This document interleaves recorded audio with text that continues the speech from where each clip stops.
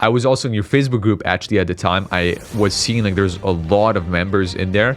So I was like, guy looks like he's doing pretty good. I remember asking you like, how much are you making? You know, I was like, for real. And then you're like, I think back then it was like 30 or 40 grand a month. But to see a fucking guy that you were every single week with him going snowboarding, to be like somebody that you were very close with, you've been to his house and like, it's not like somebody's telling you, the guy's showing me the bank account. Like literally, I remember at some point, you even showed me when I first got into QuickBooks, you'd shared your screen and I was like, there's no fucking way. I think you've been... Oh my God. Every single time when people ask me how I got started, I always mention a friend. I never mention a name. I'm like, there's this good guy. It's like got me into that space. It's like, that's the guy. That's the guy right there. All right. So welcome back to the channel. So if you don't know who I am, my name is Justin and I'm the founder at Wizo Media, an e-commerce marketing agency working with 7- and 8-figure e-commerce brands. And I'm now today with one of my great friends, Mikael, who is also an agency owner in a different space, in the real estate space. He's been doing amazing. He's been doing that for quite a long time at this point. Mick, I'll let you introduce yourself properly. Yeah, what's going on, guys? My name is Michael. Been running an agency now for more than 5 years. I mean, I call it an agency, but it's more like a consulting business, helping real estate agents get more listings with YouTube ads. Yeah, and that's what you're doing right now, though, but that's not always what you've done, right? So you kind of transitioned into that model as of last year, but yeah, let's get started, I guess, with that angle. Tell us more about how you got started, like 5 years ago. And you hear that right now, we're recording that in 2023, so that's like 2018. Not a lot of people had a social media marketing agency back. It was not that popular, so take us back to the beginning. Indeed, yeah. I mean, there's a lot of things that we can actually go through. You know, I was like back in high school, you know, trying to like, you know, follow the like typical path that like all the students are following. My idea was like to go to college, go to university, and you know, basically, yeah, follow the typical path. But then I realized like, hey, like I need to make money right now. You know, 16 years old. This is usually when you start to like actually look for like your first few jobs. Mm-hmm. I didn't want to go like the traditional route. Like nothing was really, I don't know, drawing my attention really. So I was like, all right, let me start Googling what I can do. Then I stumbled upon like, you know, SMMA, they called it. Decided to go all in, even though I had like 0 clients. I knew like entrepreneurship was for me. I was passionate about it. I was like, all right, I don't need school. I'm going to be the one employing people. So why do I need like a degree specifically? Decided to drop out, go all in, focus on this. And yeah, a few years later, I mean, we're on track to hitting like over $1 million a year. Let's go. And that's amazing, man. Let's give a little bit of like background story about where and how long we've known each other for. Yeah. The thing that's crazy with like Mikael is like he's been literally, I don't like to say my best friend since like 6th grade because like there was a gap in the middle, but we basically, yeah, let's go through that actually. Yeah. So we have known each other since 6th grade. So literally since elementary school. We both were in a like English program. Like we're both coming from like a French Canadian place. We both learned English like in the same like year. Like we did like a English immersion program. We went to high school together, and like so that people understand, every weekend I was in your car with your parents going snowboarding. Yeah. Right. So yeah, that's right. We like, yeah, in 6th grade we did like a, you know, immersive like English program, like intensive English program. And yeah, we're pretty much like best friends, hanging out every day together, and the weekend like going snowboarding with like a few other dudes. Fun time. And then like high school came, we like, you know, basically stopped hanging out with each other, without necessarily going into details. And then after that, like we, you know, matured and stuff like that. And then after that, we actually came back together. And that sounds like a couple almost at this point. Pretty much. But like, just for context, when I dropped out of high school, I didn't tell anyone, right? Anyone. Like the only person who knew was my sister, my dad, my mom. That's it. Yeah. So didn't want to tell anybody, including my friends, just because I didn't want to get influenced. I know people would have said some things like, why are you doing this? Yeah. Like, I don't think it's the best decision for you. You're going to ruin your life, stuff like that. So just didn't want to have like their opinion at all. I knew in my gut feeling the decision I wanted to take. So anyways, long story short, like Justin like didn't really know what I was up to or like why I did that and stuff like that. And then, yeah, do you want to explain like how we like, you know, like kind of reconnected? Yeah. Yeah. Well, first of all, it was as a contractor. Like if we really take it back to like that first reconnection, I remember you like dropping out, and we've talked about that a couple of times. Like to me, I was very surprised and kind of baffled by it. I was not expecting it at all. And to be quite, I didn't even know you dropped out. My first thought was like, he's sick, because like you missed school for a little bit. I'm like, yo, he's like severely sick, you know. And no one really knew what was going on. I'm 99% sure I reached out to you at some point, and like you told me, probably a month or two like in, and I was like, oh, like okay. And then you knew I had been doing design. So also to add some context, I had been doing YouTube for like a few years at that point. Like I started YouTube in 2015. So it was like my third year on YouTube. I was doing gaming videos, and I was also doing like graphic design. And I think you oh my God. No worries. So like that's the beauty of you know being live and recording some stuff. So yeah, to get back to like the story, you had started working with some clients at the time with dentists back then, and then you'd reached out to me. You're like, yo, could you help me like with some design for a dentist? I remember it was literally for like making like a header that was like animated with like there's like this tooth coming on. It was like a green background. You remember that? It's like a green background with like a bunch of little like green dots for like your dentist client that stayed for a while. Like I'm not gonna name them, but that client. Yeah. And then I did like some animation work for you. Yeah, that I recall. Yeah. So that was the first time that we kind of reconnected. So I was basically a contractor of your business. Yeah. But it was like not much, you know.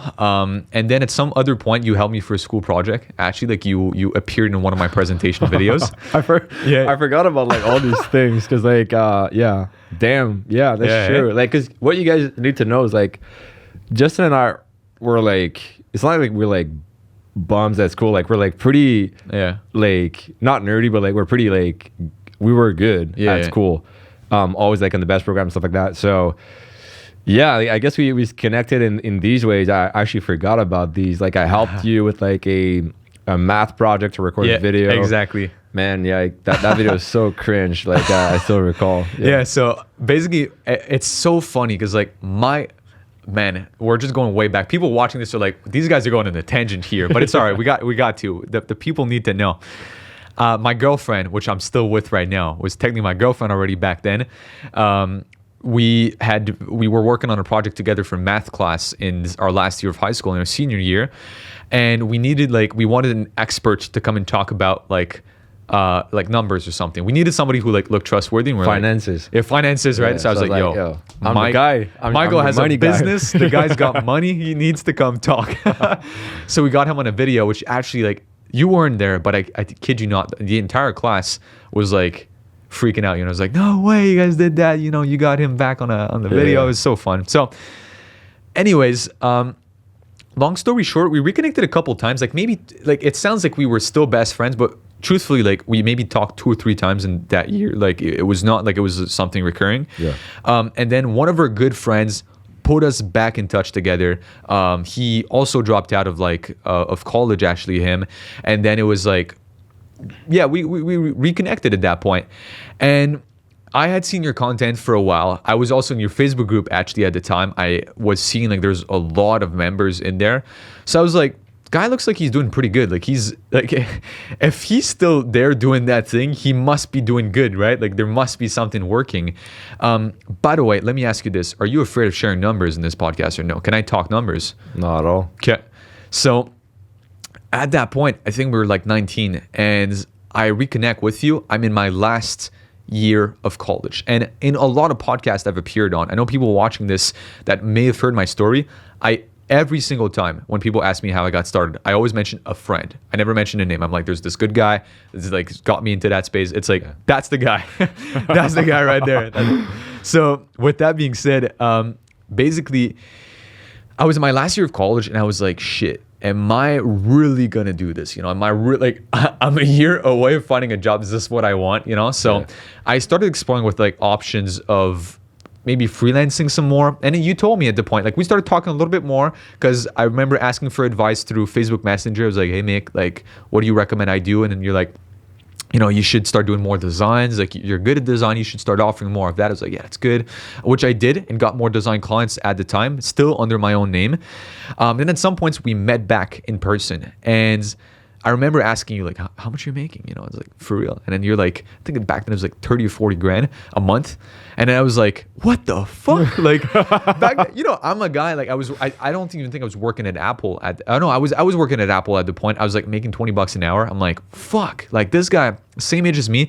And the truth, why it hit me so much is because for the last year prior to that conversation, I was in the kind of growth space, like personal growth. I was like learning more about, you know, making businesses, bettering yourself, training and all that kind of stuff. So I was already in this rabbit hole. Yep. And it was all online people though. So I was like, is this real? Is this not? Are those just unicorns, right? But to see a fucking guy that you were every single week with him going snowboarding, to be like somebody that you were very close with, you've been to his house and like it's not like somebody's telling you. The guy's showing me the bank account. Like literally, I remember at some point you even showed me when I first got into QuickBooks, you'd shared your screen and I was like, there's no fucking way. For real? Like I remember. I don't recall that. I shared my screen and yeah. What was the number? It was like close to $500,000 or something. Like I think you had in the bank at that point, which I was like, holy fuck. Yeah. Like, just opened your eyes. Oh yeah, man. That was like I was baffled. By that point, I was hooked. I was like, yeah, fuck that. Like, there's something to be done right here. And I really don't mean that as like an offense, but I was like, not that there's nothing special, but you're obviously something very, very special. If this dumb guy can do it, then I can do it. Right? So no, but I was like, yo, we come from the same hometown, man. We live in a very similar like kind of neighborhoods. We got similar parents, similar background. I'm like, if this guy can do it, like, let me give it a shot. And I'm like, it really opened my eyes to just starting. Like honestly, I owe so much to you, and I don't want to take any credit for it. I want to give you all the credit. Like thank you honestly for like helping me get started. And yeah, like that's a tangent that we spent 10 minutes going about the story. So now people know how we know each other and why I got started in business and how much money this guy had. So that's all they know about. So now with that being said, I want to take you back, man, to the beginning of the beginning. Like we talked about family. Yep. Let's go back to childhood, man. Yeah. What was it like growing up? Just like talk to me through your background, man. Bro, I had a good childhood, to be honest. Like growing up, pretty happy family. Got a sister. Like, you know, my parents are good, are together still to these days. Yeah, nothing special, to be honest. Like, I was just, I guess, an average kid. I mean, not necessarily average in the sense, like, how can I explain? What I'll say is like this. I was like your typical guy, maybe like a bit popular in, I don't want to brag, man. I hate bragging. But yeah, it's the truth. Like in elementary school, I was like the popular kid. You were. All the girls were like chasing me. And then that's facts, by the way. And then in high school, I was a bit more low key. Didn't really try to gain popularity or anything. Yeah. Just doing my thing. But one thing I'll tell you about me is that I never imagined working for somebody else. Never, ever again. Like, I mean, never again. Like, just never. Because it never happened, right? You never even had. Besides this cleaning gig, I think you had with like. Yeah. But that was like, something I was doing once a week. Took me an hour. Getting paid like $50 for it. Yeah. And it was like my cousin's business. So like you never had a part-time job even. No, never. Like when like when you're a kid and you're like imagine the future of like yourself working. Yeah. I never imagined somebody like telling me what to do. I always hated like having someone telling me what to do, like just authority in general. I just like can't stand it. So I guess let's go on that tangent for a second. This is a recurring theme. I've spoken to other business owners and friends, and a lot of people are like, the main thing they talk about is like, I can't stand authority, or I could not imagine myself working for someone else. Do you think we just all like have authority complexes, like the ones that start a business, or like where do you think that stems from? Why do you think that is? I'm going deep here, but I'm curious. Damn, where is this coming from? I don't know, maybe it's ego. Like deep down, I think I know how to do it. So I'm like, nobody will tell me how to do it. You know what I mean? Or like I can do it better or something like that. Okay. I don't know. Okay. Maybe. Like, I don't know. Do you have a authority? I mean, I don't know if it's even a authority complex, but like, if you ask people around me, man, like my girlfriend and stuff knows that, like, I don't like authority, like in general. Yeah. I've never been good with authority. I've always had a bit of a clash with, well, so, all right, going back to context for a second, you were the popular kid. We were in this group of boys that were quote unquote, yeah, like whatever, like because, okay, we were like in the smart kids, but like the popular kind of smart kids. So we were like not the popular people, but like somewhat in our own like little group, right? Yeah, exactly. I was like the clown, man, but I was not like a good clown. I was a bad clown. Yeah. So like for me, when I was like back then, dude, I gone through some shit. Like anyways, I don't want to complain it also, but like my parents not being together, to me that like really shifted the trajectory of my life. And like the years after, I got into a lot of school fights, like the year right before we actually met. And then from there on out, I was just like a class clown. I was like picking on people for no reason, but I was also like a very small kid. So it was like, we were both very polar opposites when you think about it back then. Like you were the tall, handsome guy that like girls liked. I was the small, skinny kid that was picking on people. Like, so it was a very polar opposite. Sure, when you think about it, yeah. Right? So I think our complex for authority comes from different backgrounds. Like I think for me, it's probably because if I really try and dig deep, I probably never felt in power back then. So like I had to like create power for myself some way, shape or form, which is why I kind of ask you. I was like, I'm curious for somebody who's tall and was handsome. To me, it's like all I wanted. When you're a kid like that, you're like, yo, life is as simple as that. I just want girls to like me, you know? Yeah. So that's why I was curious to ask. But if you don't know, I don't know. Maybe it's like actually the opposite. Like I'm used to like, you know, having, I don't know, things like not coming to me because it's like actually not true. But I don't know, man. I just, from a young age, I've always wanted to be the best at everything I was doing, you know, like playing video games, for example. I wanted to like, you know, playing like Black Ops 2, wanted to like, that was so fun. Get everything like maxed out with like diamond camo, stuff like that, whatever. So I think it's just my nature. I'm just competitive with like myself, I think.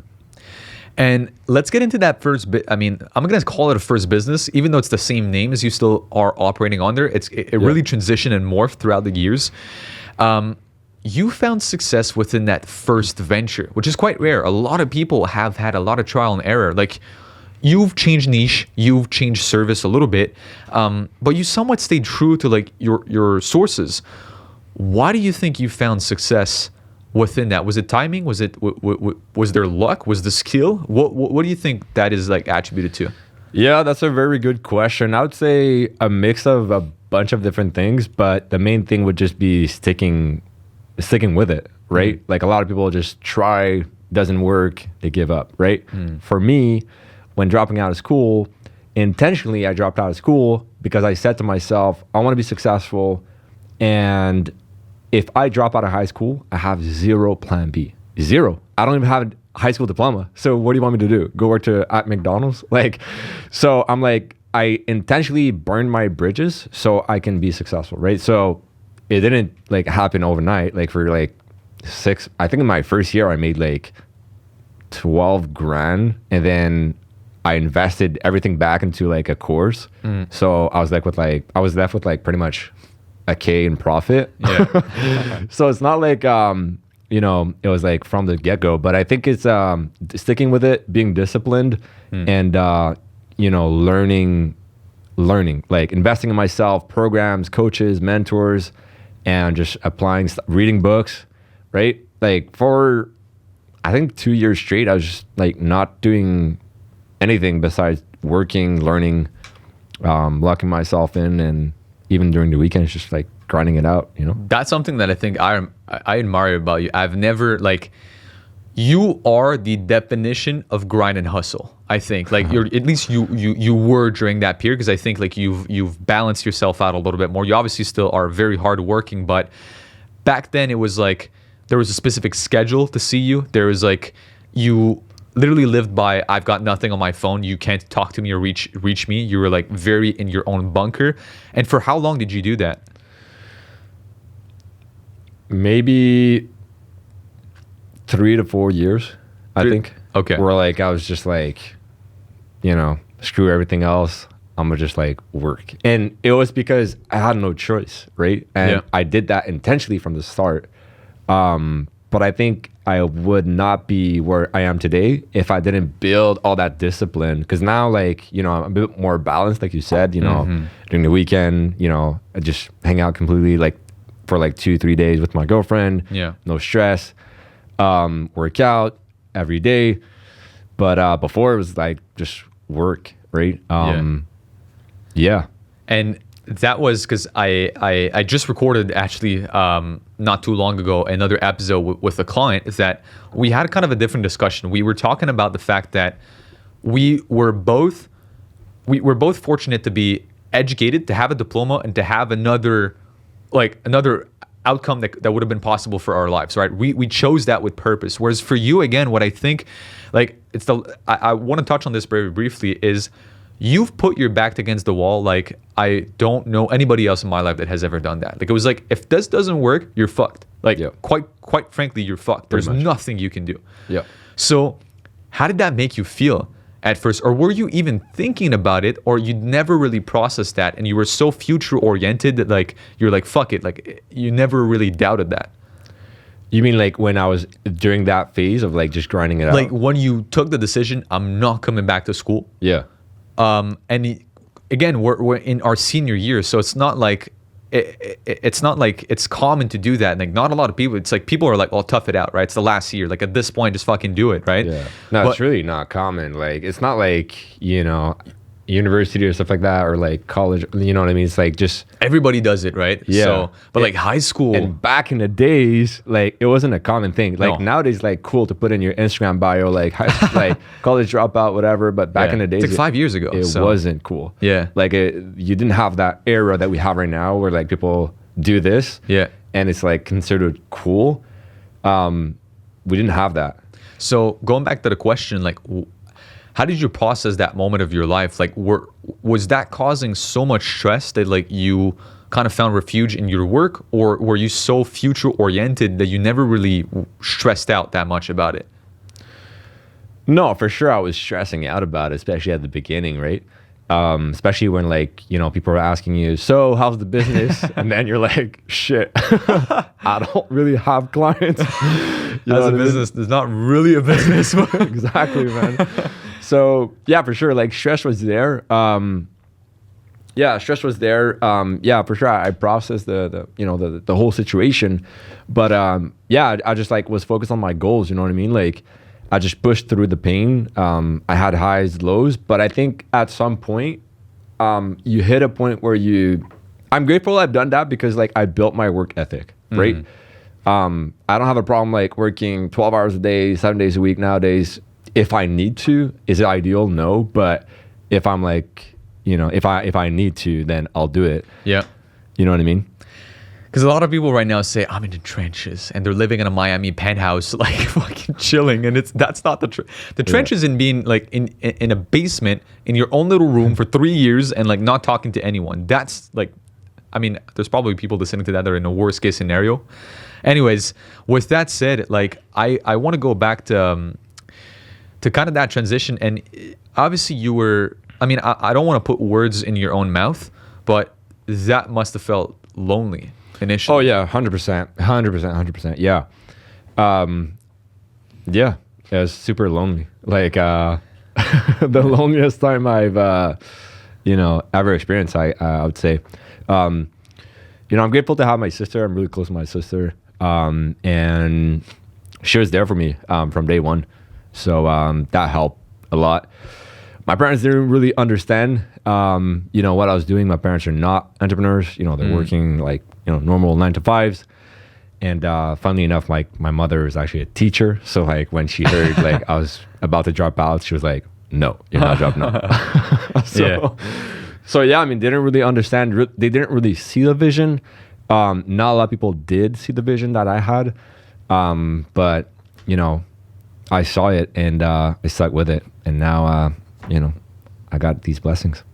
So when we reconnected, let's just move ahead 2 to 3 years after that start, right? You were doing good money. You had a good business structure. Yep. You were thriving.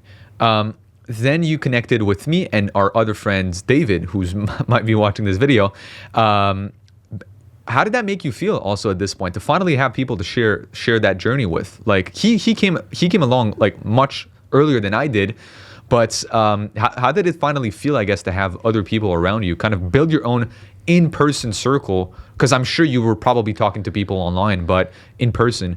Yeah, honestly, I remember these days where we reconnected, and then some other guys as well that were into entrepreneurship, and I was like, damn, I remember telling my sister, like, damn, like, all I was wishing for like 2 years ago was to have some buddies I could like relate to and talk to with like about business and entrepreneurship, personal development.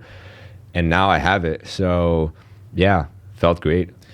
The good old Starbucks days where we were just meeting in Starbucks and talking about ideas, right? Yeah, I remember that. We used to like meet up at Starbucks with a few other dudes. And yeah, it was fun. I think one thing I remember is like we were talking about like buying a property.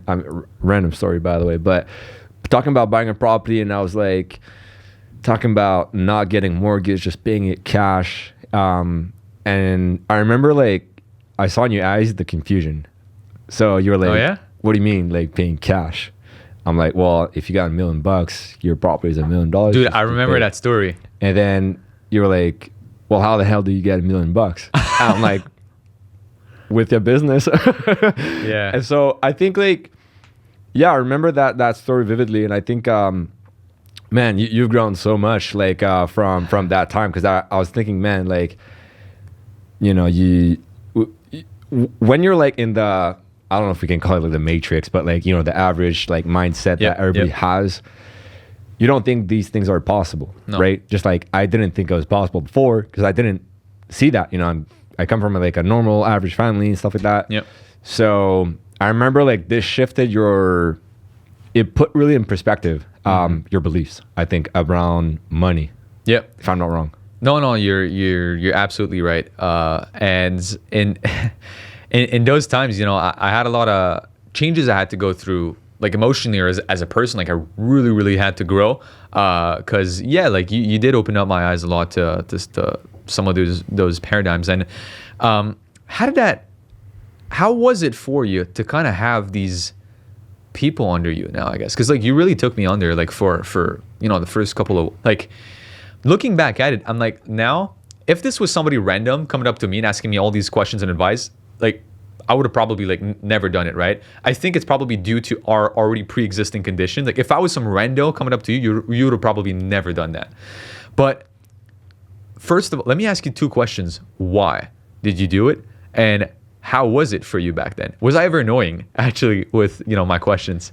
No, I don't think so. To be honest, I think that, no, I think you were like respectful of like, my time, and you're a pretty smart guy too. So like you grasp concept pretty quickly as well. Yeah. So no, it was fine. I mean, I didn't really see it as like a burden or responsibility. Yeah. Just like, oh, my friend asking me a question about that. I was actually thrilled because like you're asking questions and you're actually interested in it. So I'm like, yeah, that's dope. Like all I want is like to have everybody in my life like thrive. Yeah. Right. Because I am thriving. I'm trying to like get better every single day. Yeah. And when I see my close friends, my family members trying to do the same, gets me excited, right? For them. Because I know like, everybody can live a better life if they want to. Yeah. That's good, man. I remember like, honestly, back in the days, when I first started asking you questions, I remember sometimes I think you were purposely not going in depth in some of your answers to let me figure shit out. Like I also remember sometimes being frustrated with those, which like you pointed me in the right direction, but like you wouldn't give me the entire thing. Because sometimes it's like you just got to do it. Like a lot of the time you're just like you looked at me, you're like, Justin, just do it. Like just fucking stop asking me questions and do shit. Yeah, it's like you know, trying to teach your kid how to like ride a bicycle, and then just like go on it and fall a couple times, and then you'll learn. Yeah, you know what I mean? But I appreciate that. Look, like I think I learn, you know, better in that sense. I think my 0 to 1 is like, again, I'm gonna mention it one last time in this podcast, but like you had a big role to play in that. My 0 to 1, which is probably one of the hardest part to go through, like just getting shit started and like figuring stuff out. You helped me a lot, so thank you for that. My pleasure. So with that said, now you talked about having your close circle winning and wanting people around you to win. Oops, I'm like bumping up the mic now. Your girlfriend, I want to touch on her a little bit. Yeah. And she's got her own business. She's got her own stuff. How does that make you? How does that change your like? How does that make you feel, man? To have somebody besides you who's just fucking going after it, man. I mean, feels great, man. I mean, I could not ask for, you know, a better girlfriend, to be honest. Like, she's like super driven. Everybody around me is like super driven, right? So I don't even think I could be with a girl that's not driven, to be honest. So yeah, I mean, feels amazing. We, you know, oftentimes work together as well, like side by side. We'll be like at my place, at her place. We'll be working on our businesses, and yeah, man, it's like the dream, because like we can match our schedules well. We're flexible with our time. We can travel when we want, stuff like that. And it's fun. Like, I like helping her as well, you know, build her business. I see myself in her, like when I started out. Yeah. So like I'm able to like make sure she avoids like most of the mistakes that I've done. But you know, she's also like super smart already, and obviously she's studying business school as well. So yeah, I'm really impressed by what she's accomplishing, man. How is that changing you as a man? Because personally for me, like I think I've transformed, and I attribute a lot of the, it's like, there's this word in French, it's called élément déclencheur. How do you call that? It's like the thing that's kind of starts the snowball, right? Like the trigger, I guess. Yeah, the trigger, I guess. Yeah, right. So my girlfriend has been a trigger in many different changes that kind of came in my life. Whereas like, I feel like girls have a innate way of putting back in your face stuff that like you trying to hide deep down. Like it's kind of like they mirror some of that behavior that like, you know, deep down you should change or that you should improve on. Yeah. I think I became a better man, or at least I'd love to think so since I've been with her. How did that affect you as a person actually being with her? Have you ever kind of looked at stuff and being like, damn, I never realized it, you know? That's a very good question. I'm making you think today. Yeah, man. Damn, man. Yeah, I'm trying to think. There's probably something. Okay.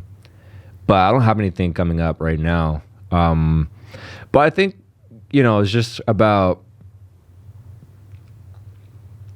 yeah, I mean, yeah, I'll tell you the biggest thing. For me, it's like just having a team. I think it's a like similar concept, right? Yeah.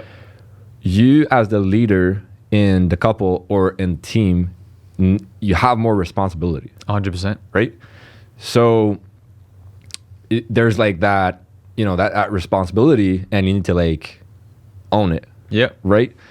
So I think it's just leveling up. I think this is what it brought me the most. I had to just level up emotionally, in a bunch of different ways, but that would be the main thing, I guess. Love this emotionally, analogy. you know.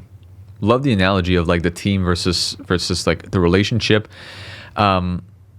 Basically, to me, I think I'm now realizing this the more and more I move into like we're in this process of like moving in together. Like it's been a big thing lately in discussions, and to me it's been like also something challenging to realize like so far I was kind of doing my own thing. I was living alone, even though we've been together for many years, because she was still like studying, and I was like, if I fuck up, I fall down on my own. Like it's all good, right? But at the same time, there's still some form of accountability with the business. I just think that having a girlfriend puts that accountability to the next level. Like that person is right beside you. Everybody on your team, or especially if you have a remote team and on the internet, you can play around. You know what I mean? Like, you can put up a figure and then turn off the camera and be somebody else. Not with the girlfriend. It's you. You can't hide behind that. So what I'd say to me, I think, is like now realizing she's her own person, right? And like, she's obviously an amazing person, but I think as a man, you do feel a sense of duty of like providing. And to me specifically, I'm like, if you want to work, work. If you don't want to work, I do at least want her to have the possibility not to do it. Like, I'm that person, right? I want to offer possibilities at least. And now that we're going to live together, it's like, I can't fuck around. You know what I mean? Like, I can't just, it's not like, oh, if this doesn't work now, well, fuck it. No, like, it's affecting her life now. Yep. It's not just mine. Like, my choices have consequences on her now. So it's like, it's a lot of accountability.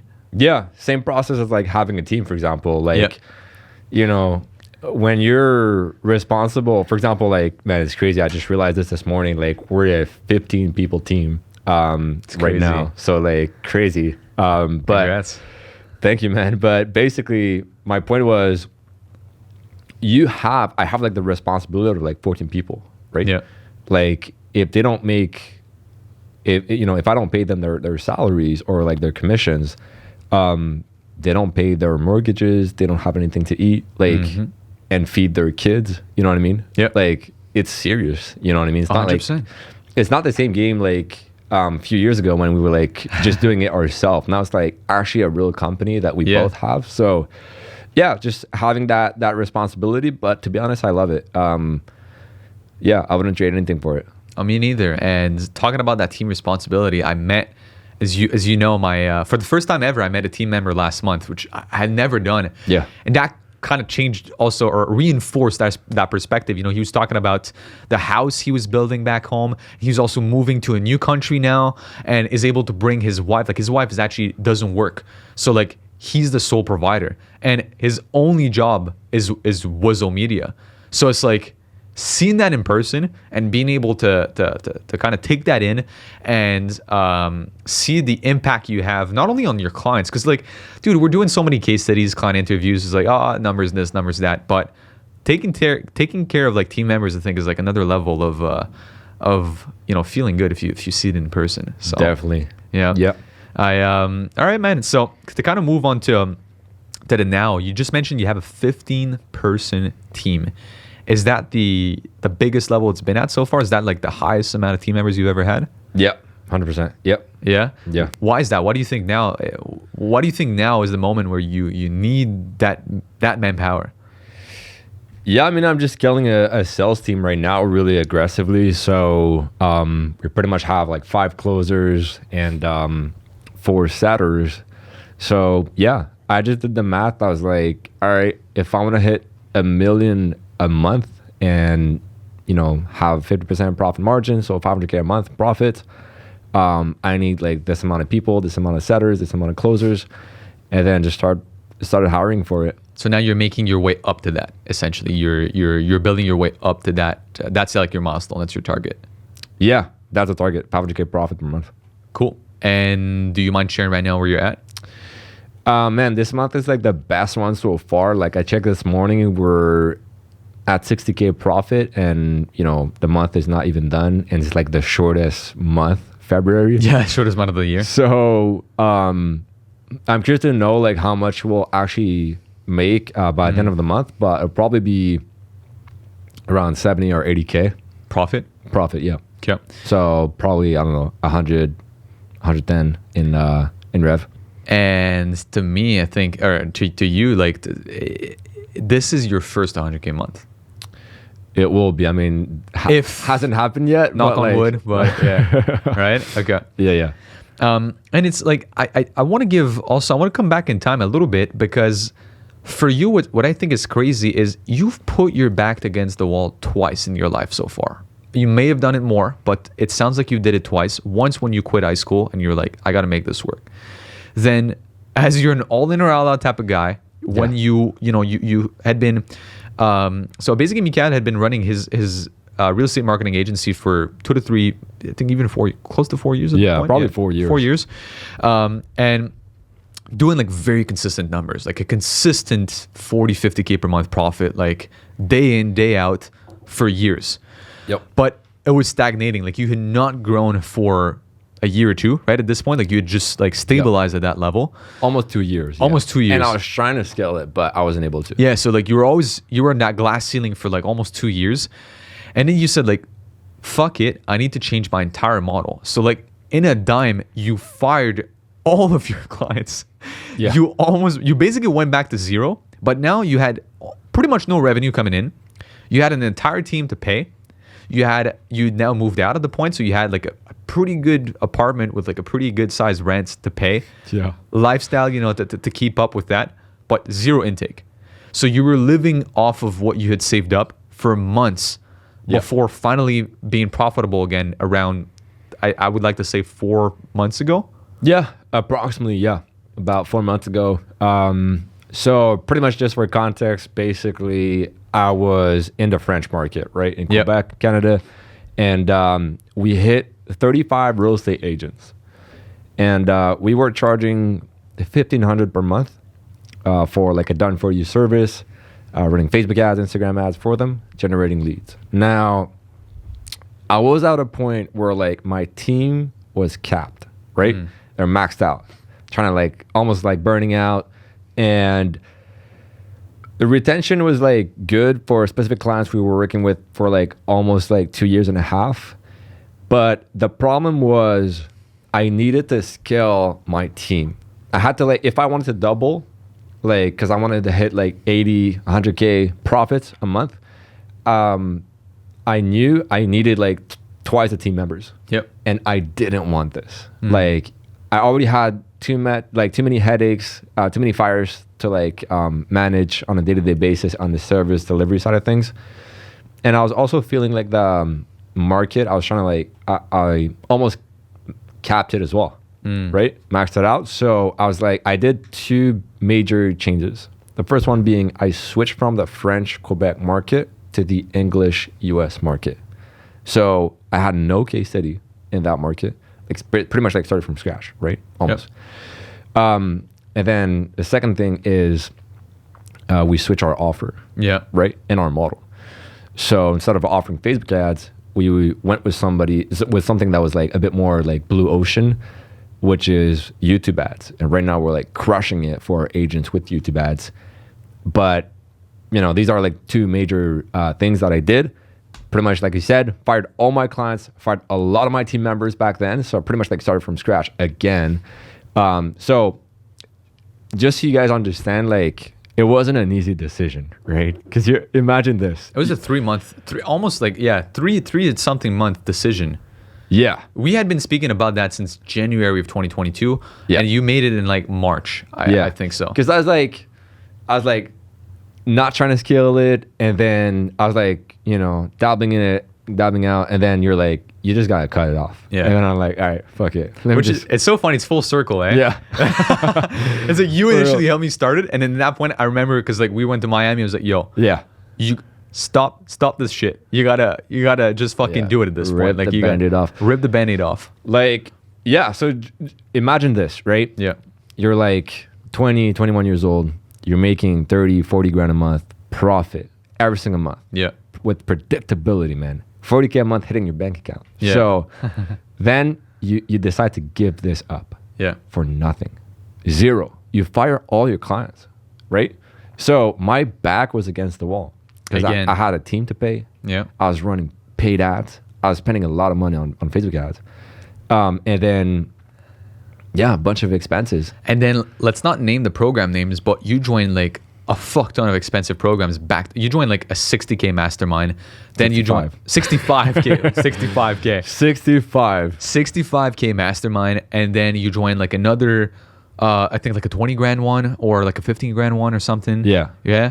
So it's like you had all the expenses piling up and then you were unprofitable for like a while, right? So you ate through the reserves that you had put aside, all in the hopes of finding a model that was more pleasant to you and that the market would potentially resonate a little bit better with, correct? Exactly. Yeah. And this is what we've done. So pretty much in a year, I built it up to like this point where we're at right now. So I pretty much like started from scratch again.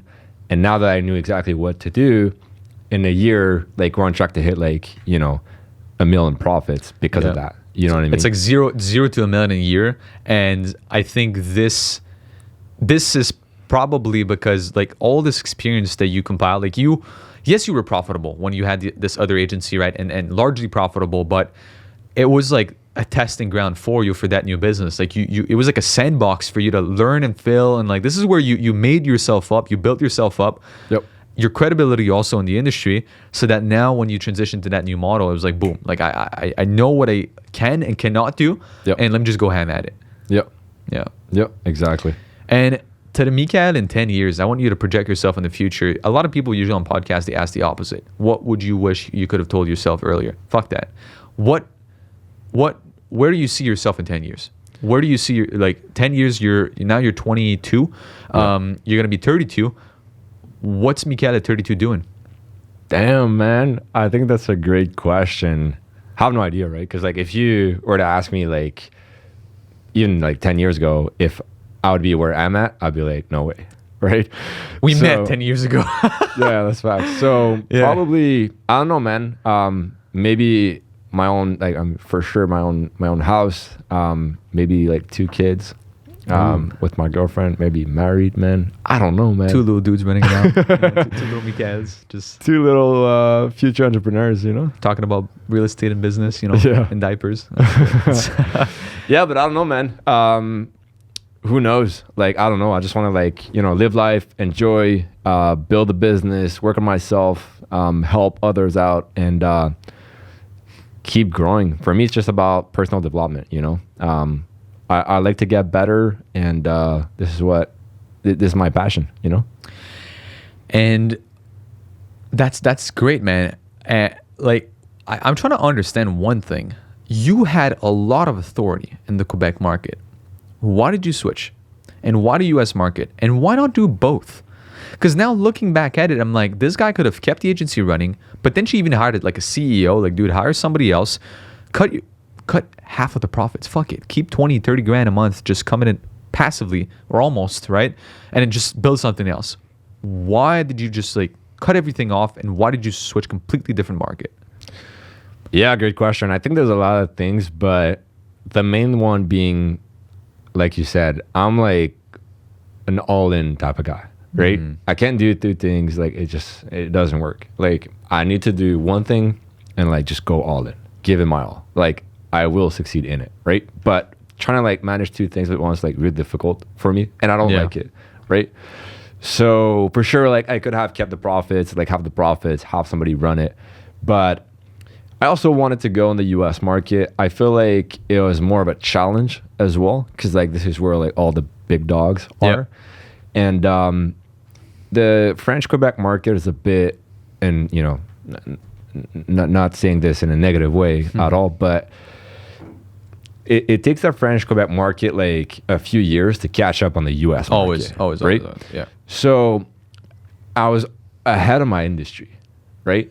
Like, for example, when talking about YouTube ads, like they didn't even like comprehend like the concept. You know what I mean? Yep. Like, let alone be open to it, right? So, but the US market was. So, yeah, just made sense for me. Like, just challenge.